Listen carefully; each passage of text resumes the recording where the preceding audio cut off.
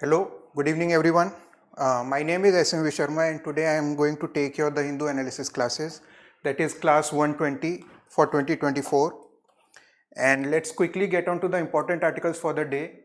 The first one is wholesale price remains in the deflation zone in the month of October. So we'll try to understand what the wholesale prices are and the different related terms like deflation, inflation and disinflation, which the students usually confuse among them, and the Bihar caste survey and the social justice agenda. So how the social justice agenda has changed over the years in past 2 or 3 decades, we'll try to understand those things. Search and seizure article is more about the freedom of speech and expression for the media. We'll try to see that article also. And the economy of a world without work. See, this article is important to have an understanding when we write the essay examinations, and it will help in economy aspect also. We'll see that article also. And the fifth article is how does an electric battery work and what are the different types of electrical batteries. We'll see that article. It is relevant for the prelims examination. Sixth topic, the center to invite bids for 20 critical mineral blocks. So we'll see what the critical minerals are, what are the critical minerals that are being in news, and the list of 30 critical minerals that has been given by the central government. And the last one is world is severely off track to limit planet heating emissions, says the United Nations. So let's quickly get onto the articles. The first one is wholesale price index.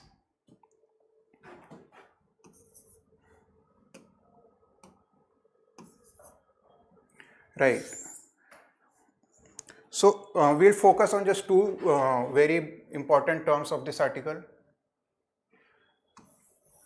wholesale price index and deflation.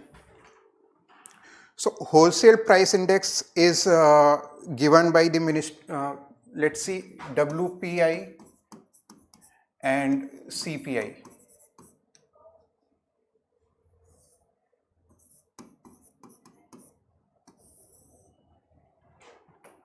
So wholesale price index is given by the Ministry of Commerce and Industry by Office of the Economic Advisor, and CPI is given by National Statistical Office. It is WPI broadly focuses on 3 parts, that is manufacturing goods,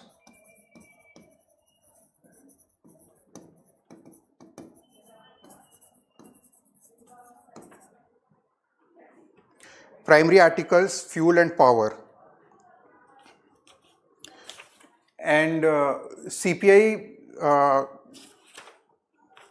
talks about the retail inflation part from the consumer aspect. So these two things are very different, and we have already talked that CPI is given by National Statistical Office.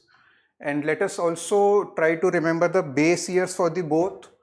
For WPI, the base year is 2011-12, and for CPI, it's 2012. Now, the second most important aspect is to know for the prelims aspect is about deflation.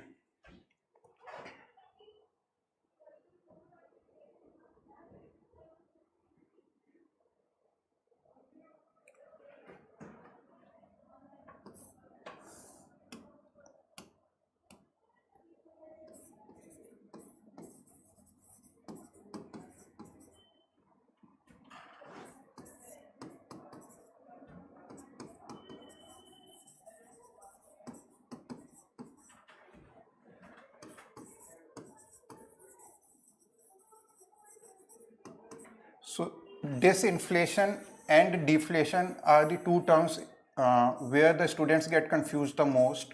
Let's see. Inflation we can broadly understand like the rise in the increase or the increase in the prices of goods and articles, goods and services we can say. Deflation is basically the decrease in the prices, that is increase in prices This is decrease in prices. We can also understand like it usually falls below 0%. The rate of inflation, the rate of increase falls below 0. That is deflation.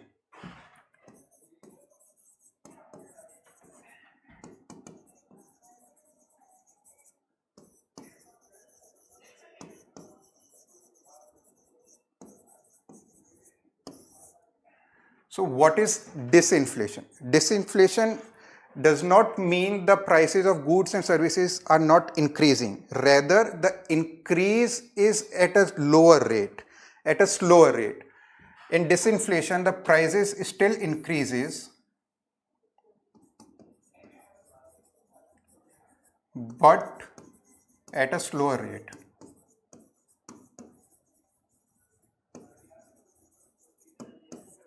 Right?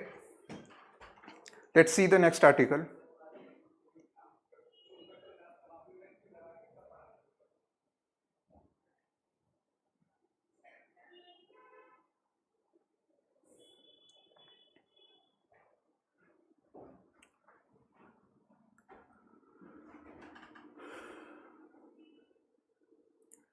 Bihar caste survey. See, Bihar caste survey has been in news for quite some time, and this article presents the social justice agenda, like how the social justice debate has evolved over the years in India, and how it is going, how the caste survey is going to impact the further debates that we are going to see.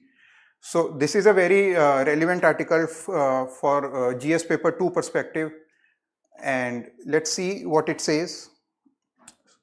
I think this is not clear. I'll see here.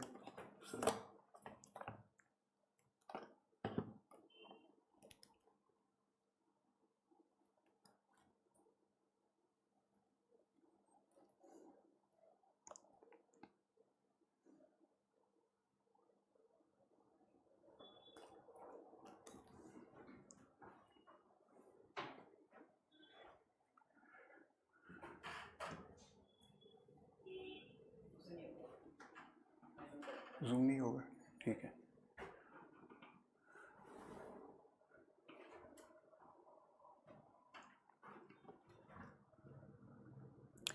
So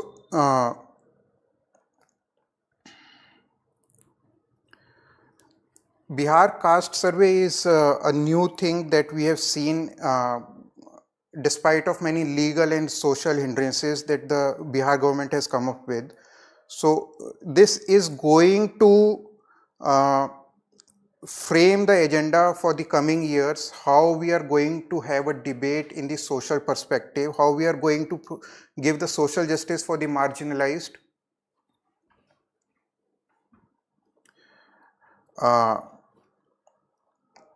Which has to be very different from the past debates, and there are few of the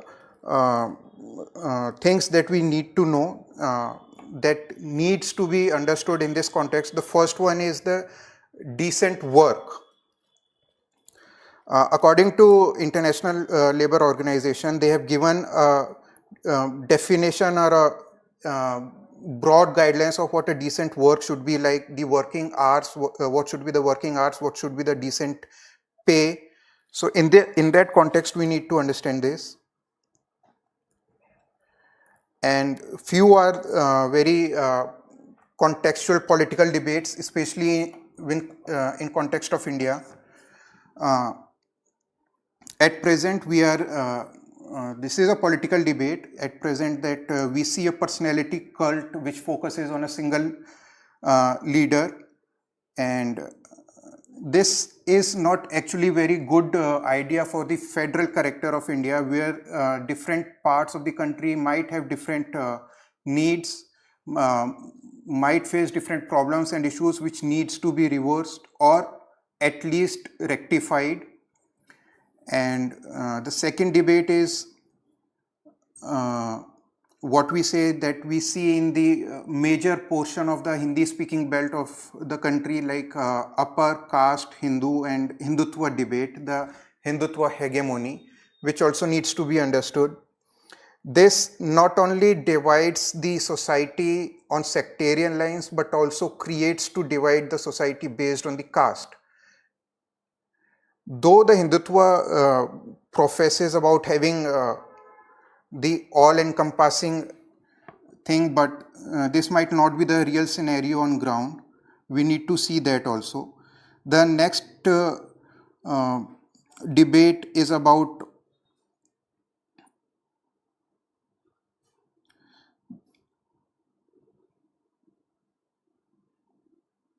the caste politics, which evolved in the early 90s. Usually people understood that the caste politics is only about giving voice to the marginalized classes or the lower caste people, that the politics is going to be there. But we need to understand that how the caste politics has evolved over the years. It is not only about voicing for the marginalized, but also about for the upper strata. And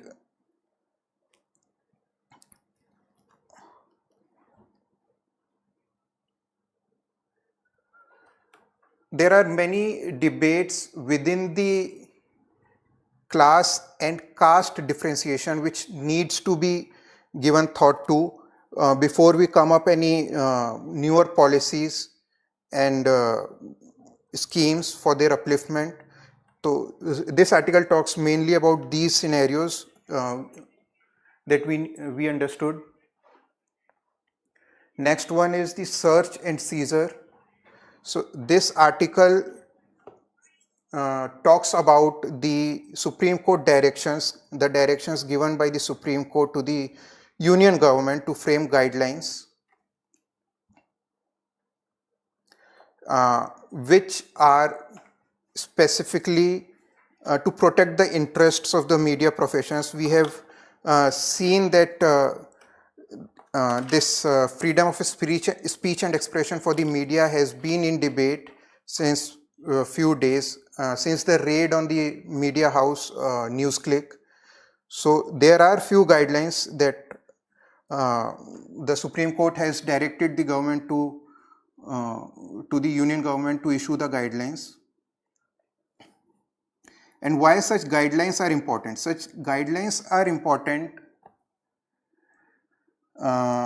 in the light that the law enforcement agencies have seized the smartphones and the laptops, and they were trying to get information out of those smartphones and laptops of the media persons, which in itself is going against the Article 21.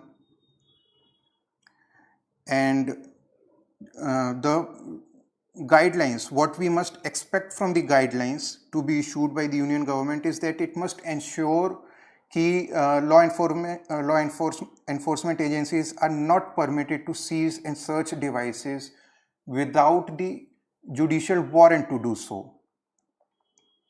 Because such devices are not only used for the professional areas, but these devices may also contain the personal information which might intrude the personal spaces of those individuals and journalists. Second thing is, the journalist must not be forced to incriminate themselves or their sources, which is again a fundamental right. And the guidelines must also include the protocols to safeguard the devices and the data, because we have seen that there have been allegations that they can plant the evidences in such digital devices. So we need to ensure that these devices are safeguarded against such practices. We in a larger interest, we need to balance the interests of the individuals, the Article 21, and the power of the law enforcement agencies. So we need to balance those things, but we should not intrude the personal spaces. So this article talks about that.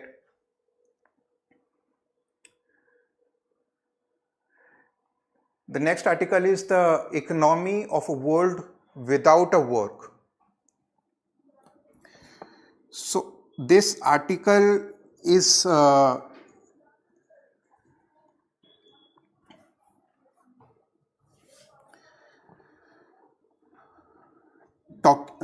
written in the light of what Mr. Elon Musk had said recently about a future where AI would substitute all the human labor.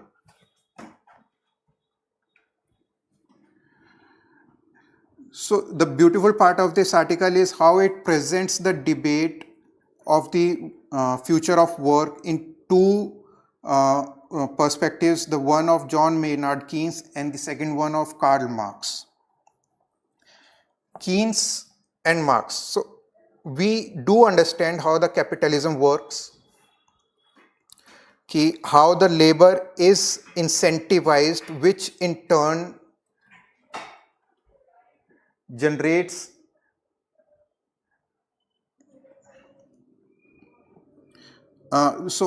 labor is incentivized for hours of work or the amount of work done, and how capitalism eventually reduces the workload or eventually leads to the reduction of working hours through new innovations and technologies that gets in through capitalism.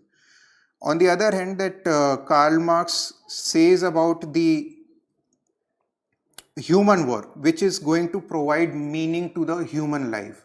Every individual contributes to their own strengths and takes from the economy according to its own needs. So the capitalist, he is not in favor of capitalism, but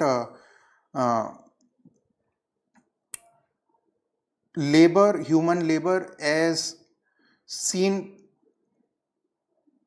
not in context of capitalism, but for the sake of human life. Now, how AI is going to impact the economy in both the terms, when we contrast both the thinkers, the AI is going to bring a disruption, that is for sure. So what the disruption is, if when we contrast it with Maynard Keynes, we do understand that if there is no human labor, there won't be any incentivization. So how is the economy going to function if there is no transfer of funds from be it in any aspect? And when we contrast it with the idea of Karl Marx,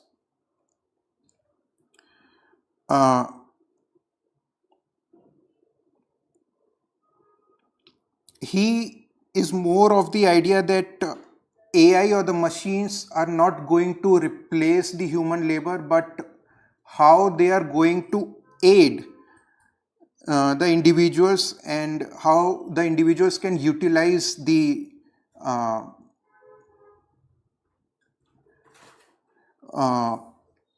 artificial intelligence or the new technologies, be it in any sector, and elevate their work experience.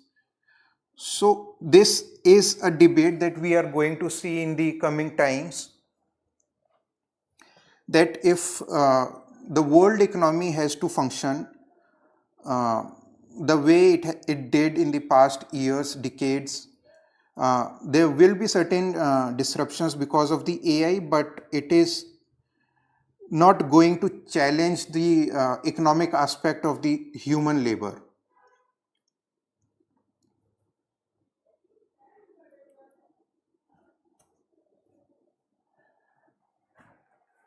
So next article is about the electric batteries and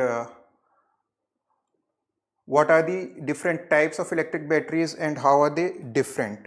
So we all know about Michael Faraday and how the present day batteries have evolved.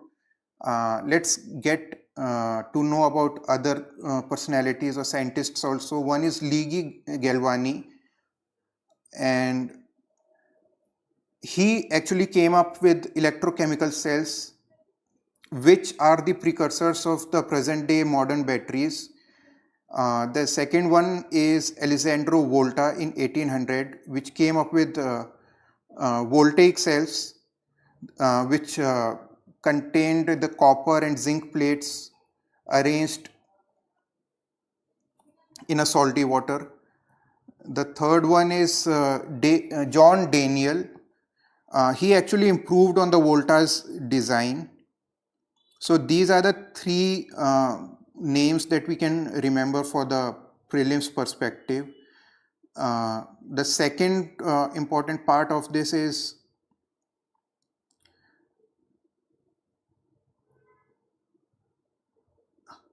how the performance of electrochemical cells reduces. So the most important point is the corrosion, and the corrosion usually happens when the water droplets or when the batteries are utilized in humid conditions. These water droplets leads to corrosion.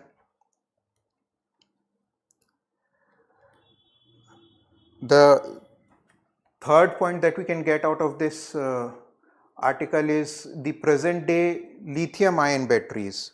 So lithium ion batteries is composed of both the things, the voltaic battery also and the electrolyte battery also. So what is a voltaic battery? A voltaic battery is the one which converts the chemical energy into the electrical energy, and the electrolyte one is which converts electrical energy into the chemical energy.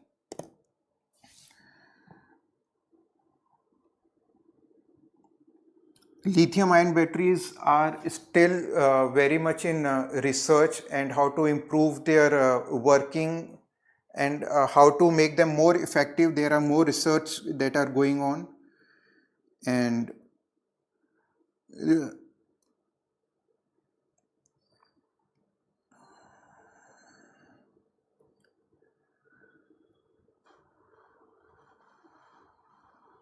the other one which is most in debate is hydrogen fuels. So hydrogen fuels are also of great interest for more scientists and developers in present times. All these efforts are there to just reduce the carbonization of the planet, and let's see how better we can get with times.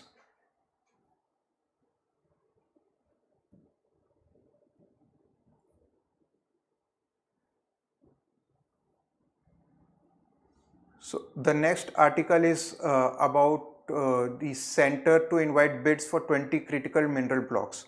So what are the critical minerals that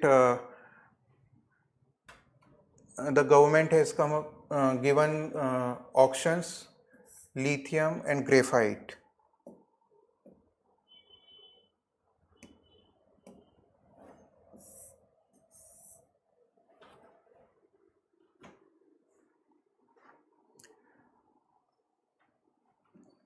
So in the past, government has already released a list of critical minerals in India. There are 30 or so critical minerals. Few of them are like lithium, silicon, cobalt, copper, tungsten, nickel, cadmium. But let's focus on this thing. Approved royalty rates for 3% for lithium and niobium and 1% for rare earth elements. So what is this royalty rates? See, royalty rates is the certain charge that the government charges on the producers of such minerals. Those are working towards the extraction of such minerals. The government charges certain royalty over them. But the other point that we need to understand is 3% of what and 1% of what. According to, are they 3% of the present what we say market value, or there are other things? So for lithium, for lithium and niobium, that is 3%. It will be based on London metal exchange rates.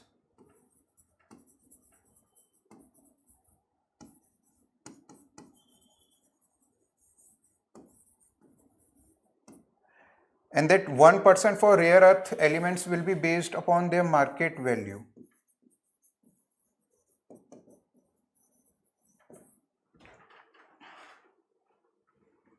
Yeah, market value ko, what we can understand by market value is also about the average sale price.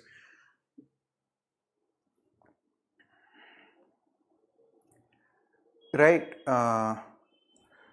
and the rare earth minerals that we are discussing is lithium,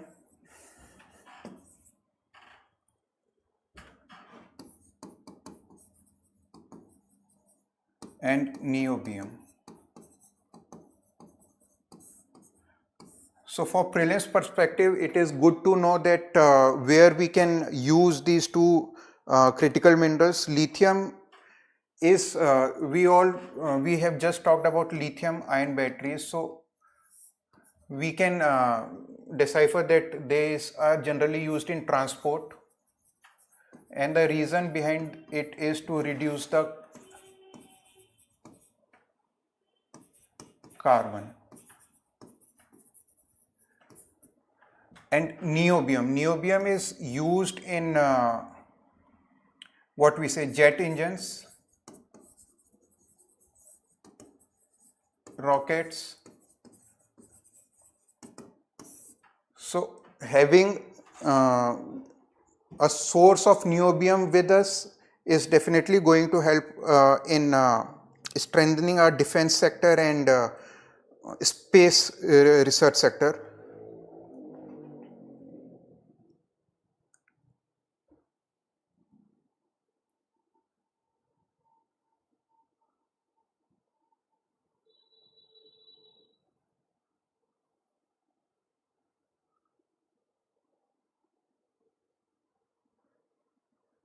Next article is world is severely off track to limit planet heating emissions.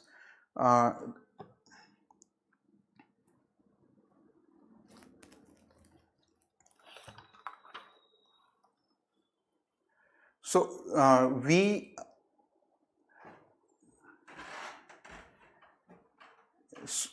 this report specifically talks like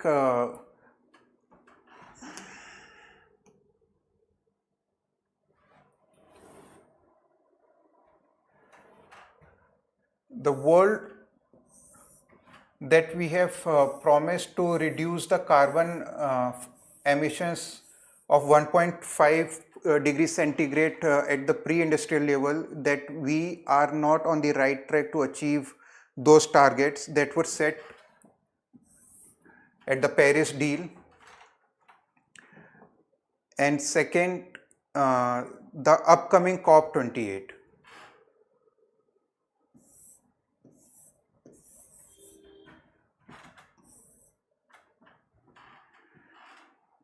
So we are going to have a COP28 where we can see that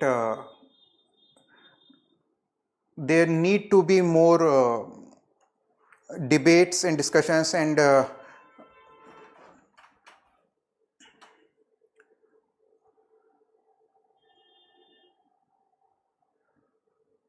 we need to come up with a plan to just fast track our commitments that we have made in the Paris climate deal to stick to that global warming limit of 1.5 degrees centigrade of the pre-industrial level.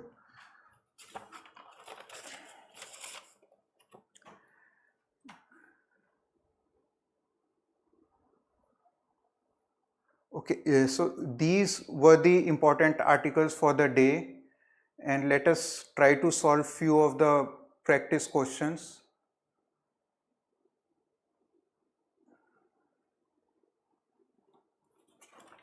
So the first question is, consider the following. It is a device that converts chemical energy directly into electrical energy. So I guess consider the following statements about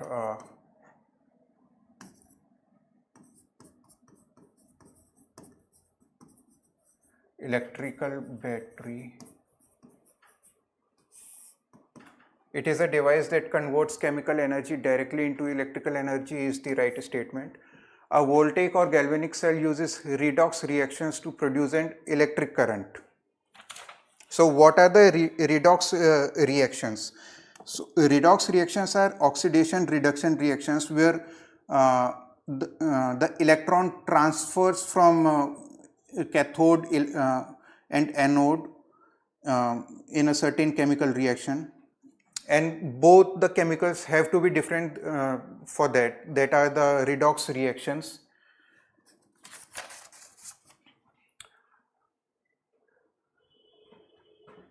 Second statement is correct. Third statement, in an oxidation reaction, electrons are consumed and in a reduction reaction they are released.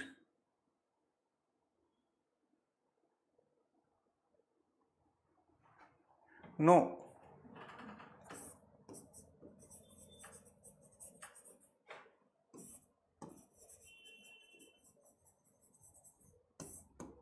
So third statement is wrong.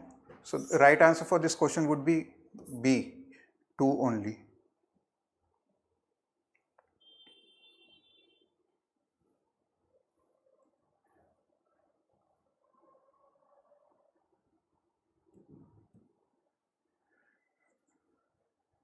So this question is about Rashtriya Vigyan Puraskars. The question is because we have recently announced the Shanti Swarup Bhatnagar Awards for the year 2022. So we need to know that there have been many awards in the field of science and technology that the government used to give, and almost all of them had been discontinued by the present government last year, and except for this one, the Shanti Swarup Bhatnagar Prize. So when you just go and in your leisure time just try to know about Shanti Swarup Bhatnagar, who he was and why such awards were initiated in his name. It's good to know about certain people. Let's get back to this question. Rashtriya Vigyan Puraskar is to recognize the notable and inspiring contribution made by the scientists, technologists and innovators. See, at present this statement is correct. Earlier the science RVP Puraskars were given only to the scientists. Now they are coming up with more people getting the awards, and they have given, they are trying to give these Puraskars to technologists and innovators also, and from very diverse industries, and not only the scientists and innovators, they are also that we talk about in discovery based research, but also to the collaborative and cross disciplinary aspects, because present times we are seeing more of the collaboration. When we talk about the research sector, there are more collaborations, cross discipline collaborations and intersectional. So scientific research at present times is not only very hindsighted, or not hindsighted, but specific to any one sector, but they are interrelated. So these awards also recognize those things also. The second statement is Vigyan Shri Award will recognize the distinguished contributions in any field of science and technology. The statement is correct. The third statement is Vigyan Yuva Shanti Swarup Bhatnagar Award will encourage scientists up to the age of 55 years who made an exceptional contribution in any field of science and technology. This statement is correct because the age is not 55 years, rather it is 45 years. Fourth, people of Indian origin staying abroad with exceptional contributions benefiting the Indian communities or societies shall also be eligible for these awards. So this statement is correct. Earlier, the people of Indian origin staying abroad were not allowed, were not eligible for such awards, but now yes, they are. So for this question, the right answer is C. Only 3 statements are correct, but let me tell you one more thing that is in present debate. The debate is around the age criteria. See, 45 years of age for a scientist is a very young age to do research and be awarded for that exceptional research or the contribution that he or she has made. But the debate is also concerns the same, that it might lead to gender biasness.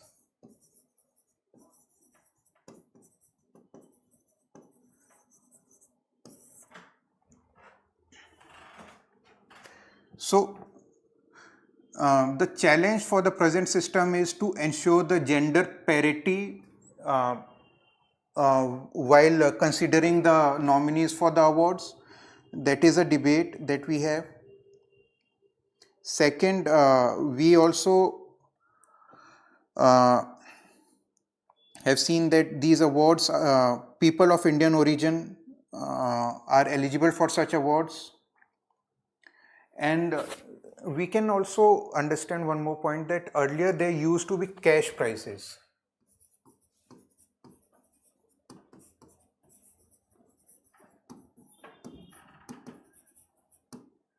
Now there are no cash prizes to be awarded while giving such awards, but there will be certificates and medals.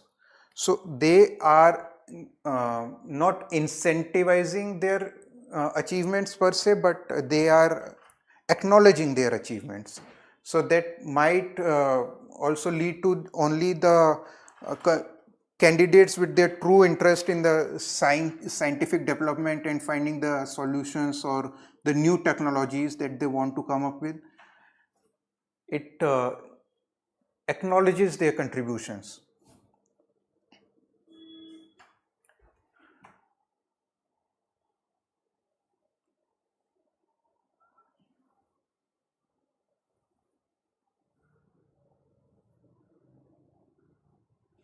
See, we have just seen the article about the critical minerals, and let's this is the mains practice question for you guys.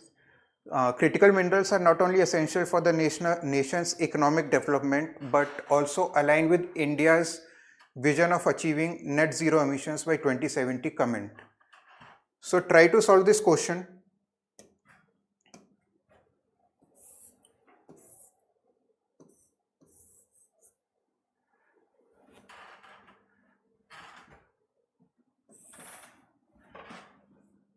Try to know about the net zero emissions by 2070 that India has pledged to, and how critical minerals are essential to the nation's economic development.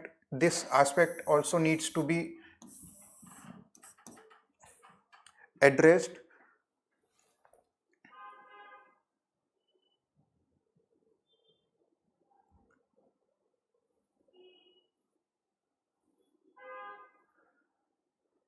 So thank you.